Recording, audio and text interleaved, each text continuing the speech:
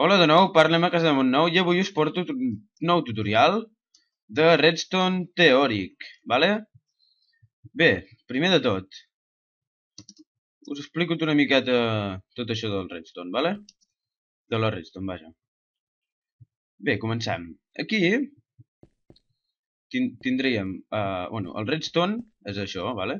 Quan ho poses es fa un pols de Redstone i quan els poses així es connecten entre si, vale?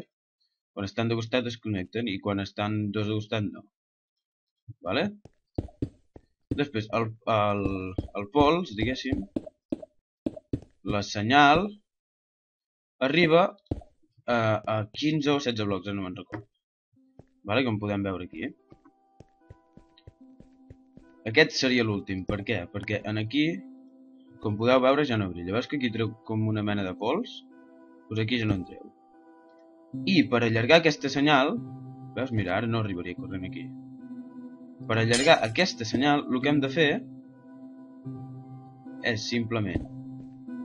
Bueno, tenim dues maneres. Això, que és un inverter, vale? És a dir, que es posa un bloc qualsevol i una torxa. Perdoneu.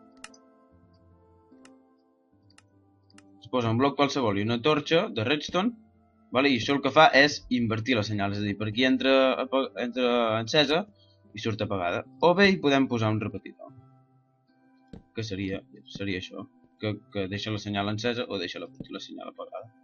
Vale? En aquest cas, bueno, hi tenia posat això. Vale? Després, ara, com us estava explicant ara, tenim antorxes, repetidors i redstone, vale? L'antorxa pot estar o bé encesa o bé pot estar apagada. I ara pensareu, per què he fet això aquí baix? Doncs bé, molt simple. Perquè, com podeu veure, si jo ara forado, vale, per veure el que hi ha sota, diguéssim, podríem veure que aquesta antorxa no té res a sota. En canvi, aquesta en té un altre. Què vol dir això? Que una antorxa el que fa és canviar la senyal que li arriba. Vale? Per tant, si jo poso aquesta antorxa aquí i he posat una altra aquí, aquesta dona senyal, la senyal passa per aquí i fa que canviï aquesta. Vale? Bueno, això és redstone molt bàsic. Vale? Això s'ha de tenir en compte en tots els circuits. Després, els repetidors que es poden ajustar a la velocitat, diguéssim, sí, que vull que jo enviï una cosa, per exemple. Veus?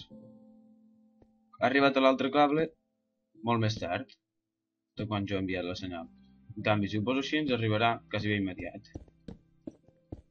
I això ara no sembla gaire útil, però després sí.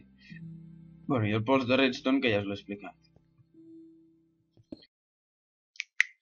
Bueno, bé, teníem un problema de configuració, vale? I ara us explico el que us anava a explicar.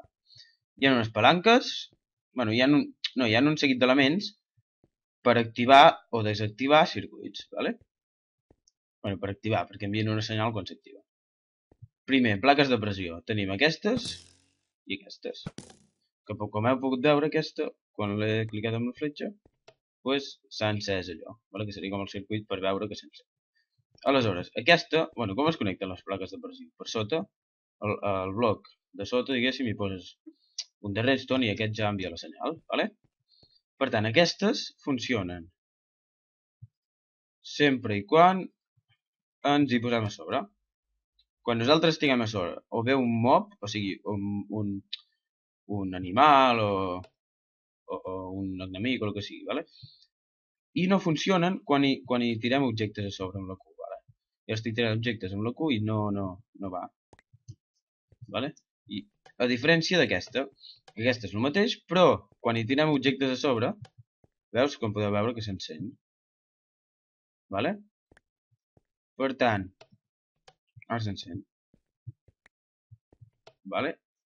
I també, amb una fletxa també s'activa.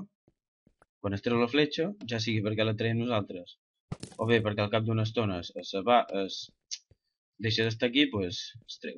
Després tenim els botons, que envien una senyal durant cert temps. La diferència entre un botó de fusta i un de pedra és que el de pedra aguanta poc i el de fusta aguanta bastant més. Vale? Igual que abans, la fletxa no va amb no va amb el de pedra, però en canvi sí que va amb el de fusta.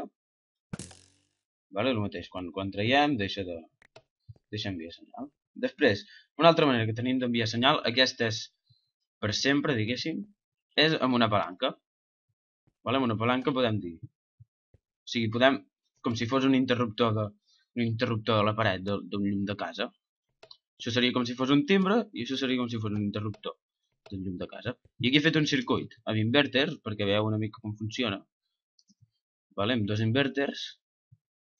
I, clar, el ser dos inverters pues, inverteix la senyal de negatiu a positiu i inverteix la senyal i el torna negatiu. De manera que quan canviem s'encén i quan tornem a canviar s'apaga. Vale? Després, aquí què era això? Ah, no, això no era res. Vale. Bueno, i bàsicament això seria el primer capítol. Bueno, això és perquè veieu més o menys una antorxa redstone a quins blocs envia senyal. Vale? Envia senyal en els blocs, en aquests blocs. En el de sobre, en el del costat directament i el de baix no. Vale? Però bueno, això ja a mesura que anem fent circuits i tal ja es veurà més. Vale? Per tant, gràcies, like i d'aquí poc molt més. Vale? Espero que segurament del teòric em penjaré bastants i bastant ràpid perquè seran curts. Vale? Aquest em sembla que s'ha fet bastant llarg. Bueno, doncs fins aquí i fins la pròxima. Gràcies per veure el vídeo i que vagi molt bé. Adeu!